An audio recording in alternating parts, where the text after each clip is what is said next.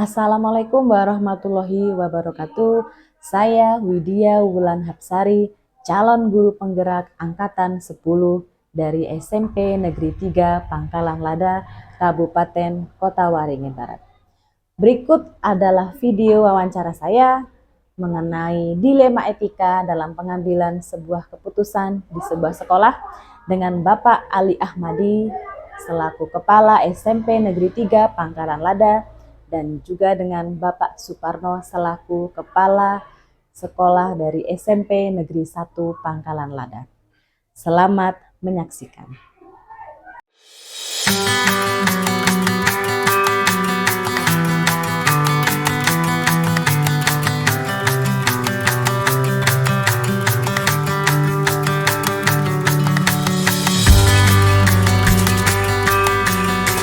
Assalamualaikum warahmatullahi wabarakatuh, Pak.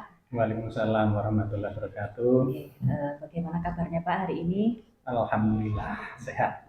Jadi tujuan saya pada hari ini Pak, jadi saya ingin mewawancarai Bapak khususnya mengenai demonstrasi kontekstual Pak di modul 3.1 yang berkaitan dengan dilema etika dalam pengambilan keputusan gitu Pak. Jadi jika Bapak dihadapkan oleh situasi di mana harus melihat atau mengambil keputusan yang Bapak lakukan di sekolah. Jadi langsung saja ya Pak G. Baik, silakan. Jadi ini ada beberapa pertanyaan Pak. Yang pertama, selama ini Pak, bagaimana Bapak dapat mengidentifikasikan kasus-kasus yang merupakan dilema etika atau juga moral di sekolah ini Pak? Baik Bu, terima kasih atas waktunya terkait dengan pertanyaan itu. Yaitu bila suatu kasus yang saya alami ini memiliki dua pilihan yang sama-sama benar saat akan membuat keputusan, maka saya akan mengidentifikasi kasus tersebut sebagai dilema etika. Namun, jika saya dihadapkan dengan situasi yang membuat saya harus memilih antara benar atau salah, maka saya anggap kasus tersebut adalah rujukan moral. Jadi dilihat ya Pak, jadi diidentifikasikan terlebih dahulu Pak. Iya, sesuai begitu. Kemudian Pak, bagaimana Bapak menjalankan keputusan di sekolah sini Pak, khususnya di SMP Negeri 3 Pangkalan Lada, terutama untuk kasus-kasus di mana ada dua kepentingan yang sama-sama benar atau sama-sama mengandung nilai kebajikan Pak? Iya. Bila suatu kasus yang saya alami ini memiliki dua pilihan yang sama-sama benar, maka sebelum mengambil keputusan, saya akan mempertimbangkan kepentingan orang banyak. Kemudian memprioritaskan kebutuhan murid, memikirkan dampak dan keputusan yang saya ambil baik itu jangka pendek maupun jangka panjang, serta memikirkan hasil akhir yang akan didapat dari sebuah keputusan tersebut. Selain itu, saya juga mengajak guru-guru untuk bermusyawarah dan memberikan masukan-masukan mengenai keputusan yang akan saya ambil nantinya. Jadi ada komunikasi nggak Pak dengan Bapak Ibu guru di sekolah? Iya, itu harus untuk mengambil suatu keputusan. Kemudian dengan tadi Bapak sudah menjelaskan ada komunikasi, kemudian langkah-langkah atau prosedur seperti apa yang biasa Bapak lakukan selama ini Pak? Ya, ini ada beberapa langkah Bu yang saya lakukan untuk menghadapi hal tersebut. Yang pertama, yaitu menelaah kasus yang sedang terjadi secara rinci. Misalnya kejadiannya seperti apa, waktu kejadian, pihak-pihak yang terlibat, alasannya apa, dan lain sebagainya. Kemudian langkah yang kedua, saya akan mengidentifikasikan apakah ada aspek pelanggaran hukum atau pelanggaran aturan dalam situasi yang sedang terjadi. Kemudian langkah yang ketiga yang saya ambil, saya akan membuat sebuah keputusan berdasarkan nilai-nilai kemanusiaan, kepedulian, dan juga keadilan. Bila dimungkinkan, juga saya akan mempertimbangkan solusi lainnya yang tidak merugikan kedua belah pihak. Jika dalam suatu situasi tertentu ada pihak yang sama-sama benar. Kemudian langkah yang terakhir yang kami pilih, yang terakhir saya akan merefleksikan keputusan tersebut pada posisi saya yang harus menerima keputusan. Itu Bu. Jadi luar biasa nih Pak. Jadi ada beberapa langkah yang Bapak ambil biar keputusan yang Bapak ambil itu bisa juga untuk kepentingan orang banyak dan berakibatnya itu nanti baik untuk orang banyak ya Pak. Iya, iya. Kemudian Pak, berikutnya hal-hal apa saja yang selama ini Bapak anggap efektif dalam pengambilan keputusan pada kasus-kasus dilema etika, Pak? Iya, Bu. Pada kasus dilema etika, menurut saya ada beberapa hal yang efektif dalam membuat sebuah keputusan, yaitu melakukan pengujian benar atau salah dan juga melakukan pengujian benar lawan benar. Biasanya setelah melakukan pengujian tersebut, saya lebih mudah untuk menetapkan prinsip dalam membuat sebuah keputusan. Jadi ada prinsip ya Pak ya yang Iya, Bapak ambil ya Pak. iya, Kemudian iya. pertanyaan berikutnya Pak, hal-hal apa saja yang selama ini yang merupakan tantangan Pak dalam Bapak mengambil keputusan jika terjadi suatu kasus dilema etika Pak? Baik, Bu. Selama ini yang menjadi tantangan dalam cara saya mengambil keputusan pada kasus-kasus dilema etika adalah bagaimana memberikan pengertian kepada pihak yang merasa tidak puas terhadap keputusan yang saya buat. Sebagian orang cenderung memberikan kritik dan juga mengatakan bahwa saya kurang tegas saat mengambil sebuah keputusan berdasarkan rasa kepedulian dan kasih sayang, padahal saya mempertimbangkan kebaikan bersama dan masa depan murid. Namun bagi saya ini hal yang wajar yang bisa terjadi dan saya masih bisa atasi hal tersebut. Jadi intinya walaupun pasti ada kritik Pak ya, ada kritik ataupun masukan dari teman-teman guru, kemudian nanti Bapak olah kembali bagaimana mengambil keputusan itu biar untuk kepentingan orang banyak, biar hasilnya juga positif juga. Iya, iya, iya, betul. Kemudian Pak, kira-kira Pak, jika apakah ada Bapak jadwal tertentu dalam sebuah penyelesaian kasus dilema etika dan kemudian bentuk atau prosedur seperti apa yang Bapak jalankan begitu Pak? Iya, baik. Biasanya jika situasi yang saya hadapi adalah dilema etika, saya tidak serta-merta langsung mengambil keputusan di tempat. Saya terlebih dahulu menelaah kasus tersebut secara rinci dengan mengumpulkan fakta. Kemudian pihak yang terlibat dan juga informasi lainnya yang saya butuhkan untuk mengambil keputusan. Selain itu, saya juga akan melakukan musyawarah bersama guru untuk mendapatkan masukan. Kemudian saya akan mengambil beberapa waktu untuk berpikir dengan matang. Setelah itu barulah saya membuat sebuah keputusan yang dirasa baik untuk semua pihak. Adakah Pak seseorang atau Bapak Ibu guru atau faktor-faktor apa yang selama ini mempermudah Bapak dalam mengambil sebuah keputusan jika terjadi sebuah kasus dilema etika Pak? Terkadang ada kalanya saya membutuhkan pendapat dari orang lain di dalam membuat suatu keputusan. Biasanya yang membantu saya adalah orang-orang yang mempunyai pengalaman di bidangnya. Misalnya, pada kasus yang berkenaan dengan murid, ada wakil kesiswaan yang akan membantu saya dan juga guru BK sendiri. Karena dengan begitu akan mempermudah saya dalam mengambil sebuah keputusan. Jadi kolaborasi nih Pak G dengan guru BK dan juga dengan wali kelas nih Pak. Iya, sesuai dengan tupoksinya masing-masing. Kemudian Pak, terakhir ya Pak, dari apa yang sudah Bapak sampaikan tadi, kira-kira pembelajaran apa yang dapat Bapak petik dari pengalaman Bapak selama ini di SMP Negeri 3 Pangkalan Lada ini dalam mengambil sebuah keputusan Pak? Oke, baik Bu. Ada banyak hal yang saya pelajari dari berbagai pengalaman saya dalam mengambil suatu keputusan. Saya mempelajari banyak dalam kasus dilema etika ini, memang tidak ada keputusan yang betul-betul sempurna. Suatu keputusan pasti akan memiliki kekurangan maupun kelebihan masing-masing. Maka untuk membuat keputusan, hendaknya kita memiliki prinsip yang didasari dengan nilai-nilai kebijakan yang luhur. Jadi ada nilai-nilai kebijakan yang luhur dalam mengambil sebuah keputusan. Iya, betul begitu. Mungkin itu saja Pak. Jadi saya terima kasih banyak atas waktu yang diberikan. Semoga dari apa yang Bapak sampaikan nanti bisa menjadi menambah ilmu untuk saya Pak, dan juga mungkin bisa saya juga praktekkan jika saya sendiri menghadapi sebuah dilema etika, baik itu mungkin dengan siswa atau mungkin dengan rekan sejawat. Oke, terima kasih juga Bu.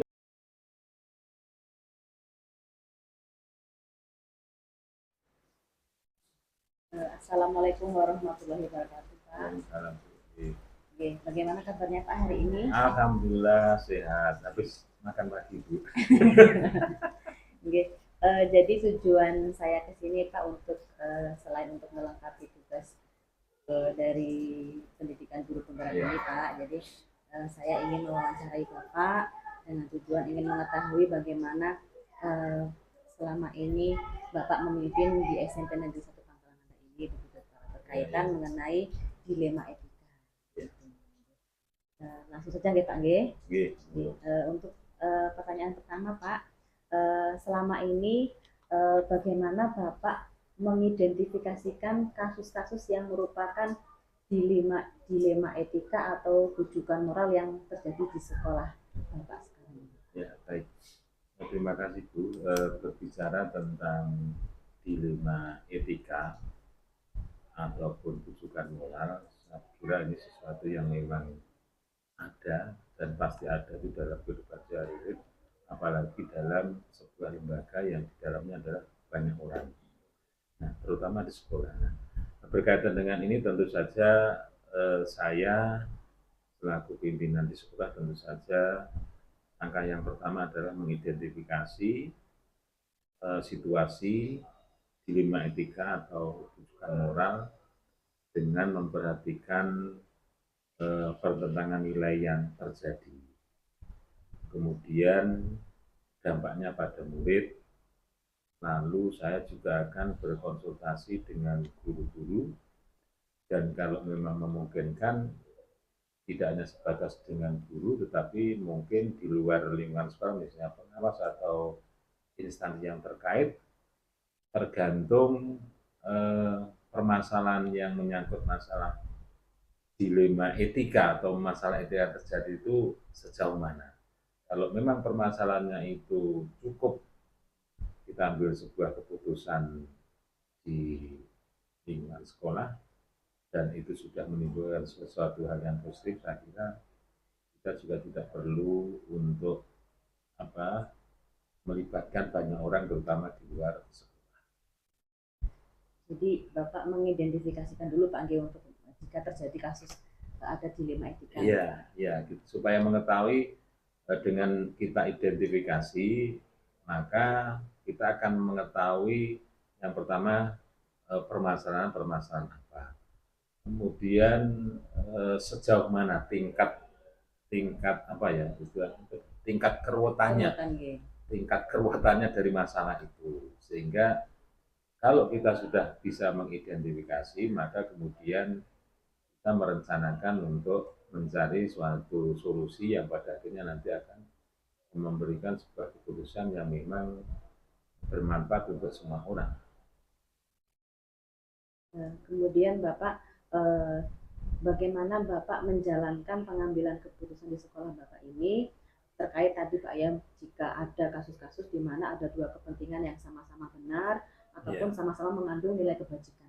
Ya, jadi begini Bu.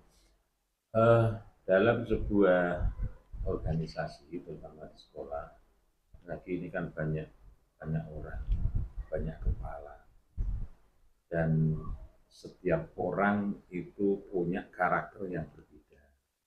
Maka kalau itu terjadi sebuah permasalahan yang memang di sini harus diambil sebuah keputusan, maka tentu saja yang pertama ya kita perlu tidak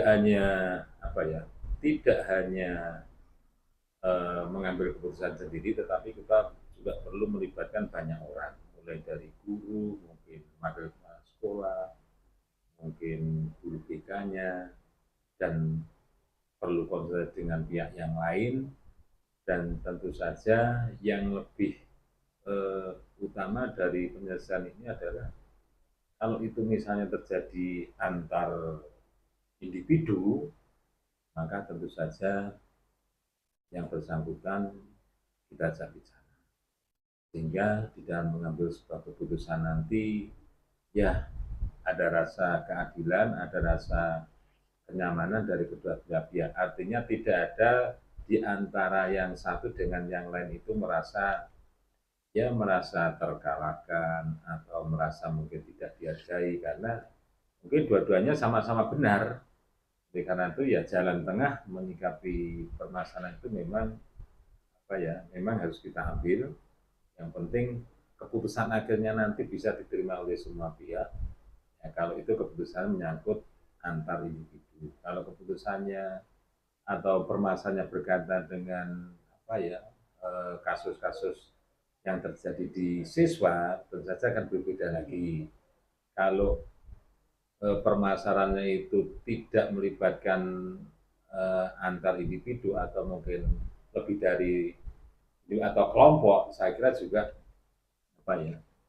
di dalam pengambil keputusan juga berbeda. Intinya yaitu tadi perlu pemahaman yang lebih mendalam terhadap permasalahan yang terjadi, dan pada akhirnya nanti kita bisa mengambil sebuah keputusan yang memang ya bermanfaat untuk semuanya, karena ya ini sama-sama benarnya misalnya seperti itu.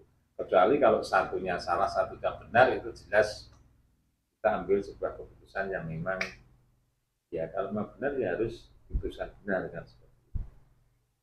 Kemudian langkah-langkah atau prosedur apa Pak yang biasa Bapak lakukan jika terjadi hal seperti itu? Ya, langkah-langkah yang memang perlu kita lakukan adalah melakukan analisis mendalam terhadap kasus tersebut.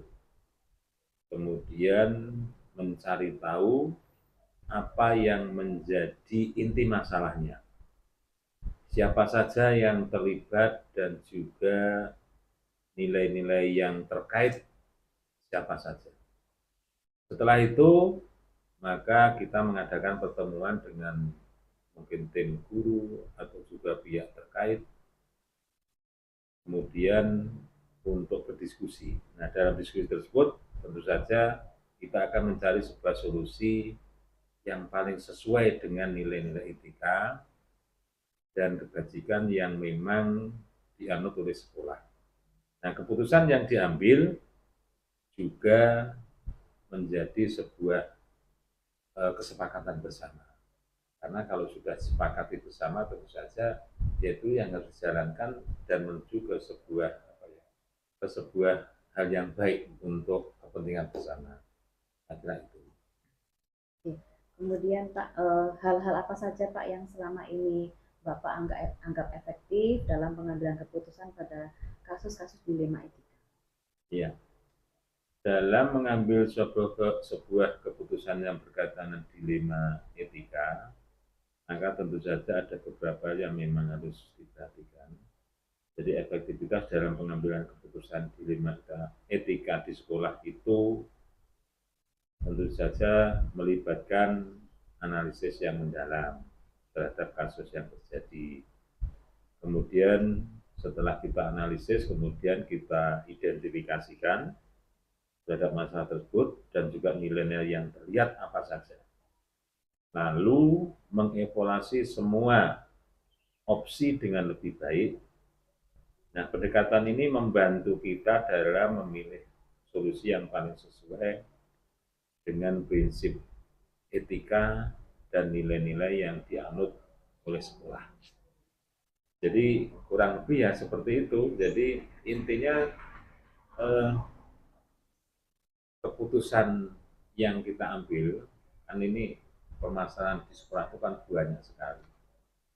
Oleh karena itu mana yang memang lebih prioritas, ya, mana yang memang harus segera kita selesaikan, dan sejauh mana efektivitas dari permasalahan itu sehingga nanti menjadi sebuah prioritas yang pada akhirnya bisa memberikan sebuah keputusan yang positif lah seperti itu.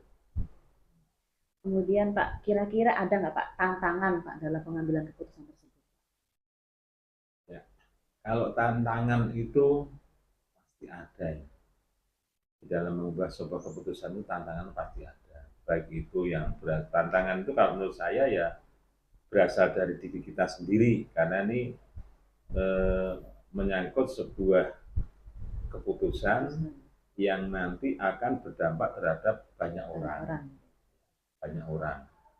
Baik itu kalau di sekolah itu terutama dampaknya adalah kepada siswa.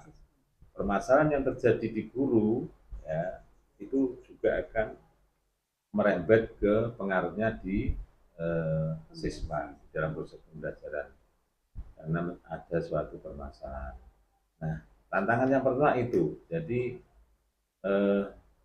dari secara pribadi memang ya kita harus benar-benar berpikir secara bijak, secara arif kalau terjadi suatu permasalahan seperti itu. Kemudian yang kedua tentu saja menyangkut masalah waktu atau menyangkut masalah lamanya suatu penyelesaian.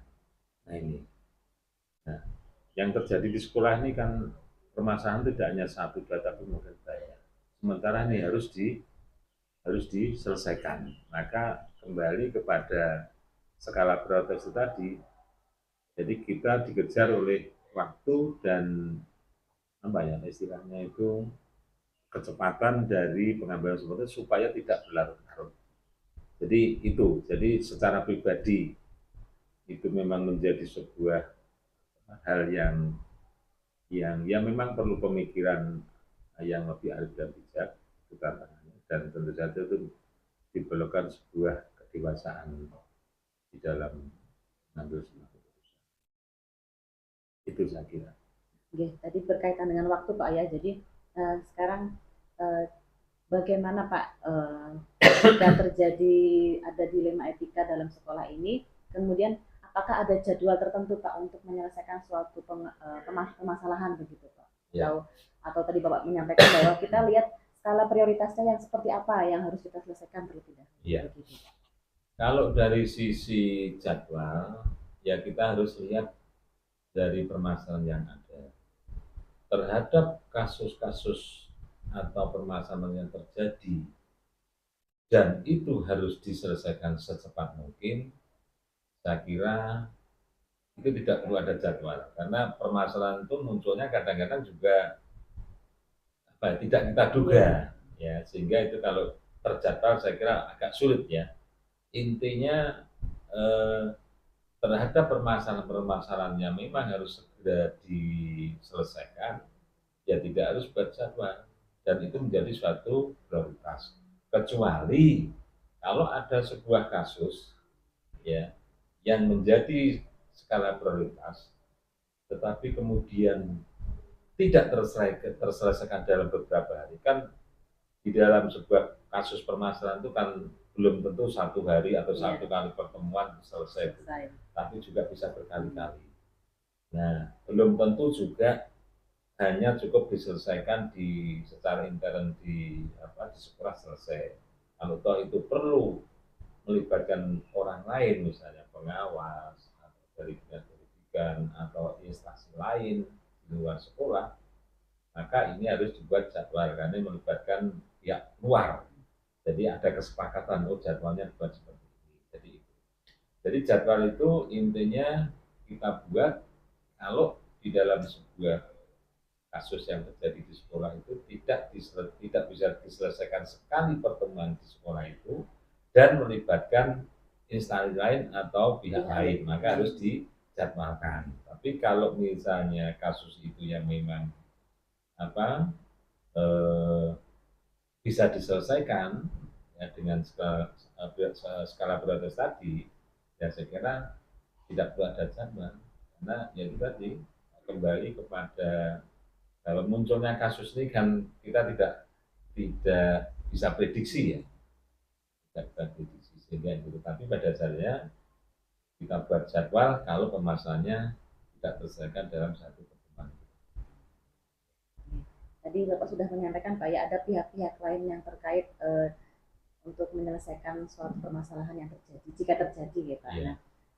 Nah, kira-kira bisa Bapak jelaskan lagi Pak siapa saja gitu Pak yang terlibat untuk mempermudah atau menyelesaikan dalam suatu permasalahan yang ada di sekolah ini, lebih difokuskannya begitu. Ya, kita lihat permasalahannya dulu. Kalau permasalahan itu terjadi di tingkat siswa, ya saya kira memang kita harus banyak melibatkan dari guru, dari wali kelas, dari lembaga kesiswaan, dari guru BK, atau mungkin bisa jadi dengan orang tua. Ini kalau permasalahan terjadi di siswa. Kalau permasalahan terjadi katakanlah tidak di lingkup siswa dan terjadi antar guru, maka tentu saja penyelesaian juga berbeda. Tergantung permasalahan itu menyangkut masalah apa. Kemudian kalau kita harus melibatkan pihak lain itu tentu saja memang pihak yang kompeten yang bisa membantu menyelesaikan sebuah permasalahan yang pada akhirnya nanti melahirkan sebuah keputusan bersama. Jadi kalau misalnya itu menyangkut masalah apa ya, masalah pembelajaran ya, yang memang bukan masalah pribadi, kan kadang-kadang ada guru yang berpendapat seperti ini terhadap apa ya, proses pembelajaran, apalagi dengan guru-guru merdeka seperti ini, Bu. Nah, tentu saja pihak yang terkaitnya memang bisa mengambil suatu keputusan sebagai bahan pertimbangan ya dari pengawas, dari narasumber yang memang berkaitan dengan masalah pembelajaran itu tadi, sehingga kalau sudah ada melibatkan seperti itu, pada akhirnya nanti kan apa ya, menjadi sebuah pemahaman oleh Bapak Guru. Kalau itu permasalahan pembelajaran, tapi kalau permasalahan yang memang pribadi ya tentu saja pidana. Jadi melibatkan pihak-pihak luar itu kita lihat dari sisi kasusnya dulu. Oke. Kemudian Pak, terakhir Pak Nggih, pertanyaan dari saya. Pembelajaran apa yang bisa Bapak petik dari pengalaman Bapak selama di SMP Negeri 1 ini Pak, mengenai pengambilan keputusan dilema etika? Ya, berkaitan dengan keputusan dilema etika, ada satu hal yang memang menjadi sebuah pengalaman terutama saya yang memang menangani banyak orang dari siswa dan juga guru, maka disitulah kita mendapatkan sebuah kedewasaan yang lebih ya, berpikir secara arif dan bijak, dan pada akhirnya apa ya, keputusan yang kita ambil nanti benar-benar bermanfaat untuk sekolah, dalam hal ini untuk siswa maupun juga untuk guru, sehingga ke depan dalam proses pembelajaran di sekolah itu benar-benar menjadi sebuah hal yang kondusif, yang nyaman, intinya mampu menciptakan kondisi sekolah yang kondusif lah. Kalau sebuah permasalahan tetap aja ada ya, tetapi bagaimanapun itu tadi dengan permasalahan seperti itu menurut saya akan lebih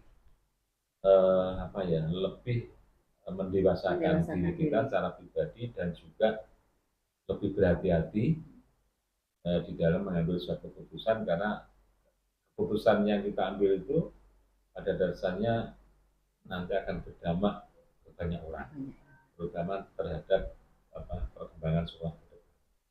Jadi seperti itu bisa kira. Jadi bisa untuk mendewasakan diri Pak ya dalam mengambil keputusan, dan keputusan yang kita ambil juga harapan kita juga bisa berakibat positif untuk banyak orang terutama di sekolah.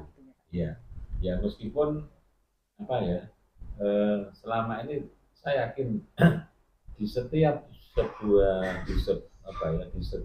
lembaga yang di dalamnya itu ada banyak orang dan karakter orang itu berbeda-beda.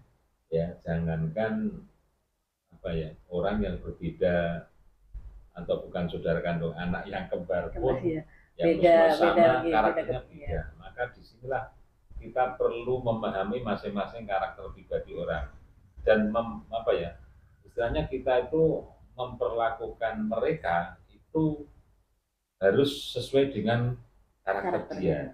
Jangan, kalau saya jangan menuntut orang supaya mengikuti saya ya, karena ini kebalikannya. Jadi saya harus bisa mengikuti karakter mereka sehingga di dalam mengambil suatu keputusan itu nanti benar-benar sesuai. Misalnya seperti ini, Bu. ada sebuah permasalahan ya antara yang satu dengan yang berbeda, atau mungkin permasalahannya sama tapi guru ini kan menanggapinya bisa berbeda karena ya itu tadi karakternya beda-beda.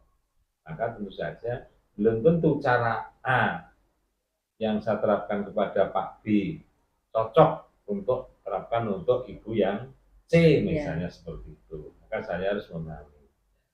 Jadi saya tidak memaksakan mereka untuk mengikuti saya. Ya.